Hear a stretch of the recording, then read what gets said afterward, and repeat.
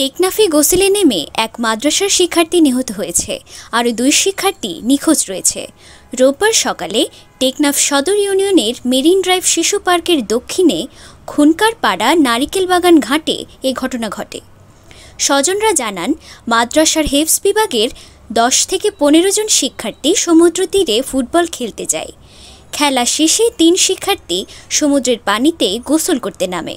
তীব্র স্রোতের কারণে 3 জনই পানিতে তলিয়ে যায়।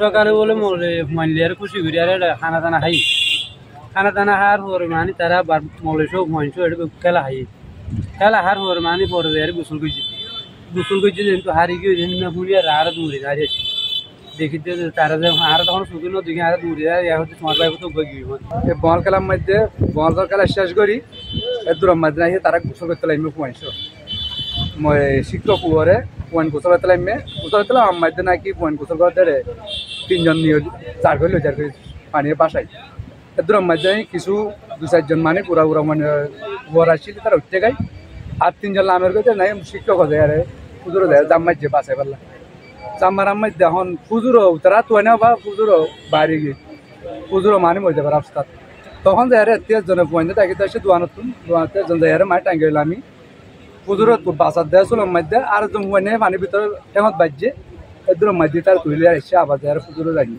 আর পয়েন্ট আবার তারপরে যেবা পয়েন্টে পানি মরতুন এবার লয়ে আর নাকি হসপিটাল যা পড়ানো আবার ধরে এসে আর 2 জন পয়েন্ট ভাই।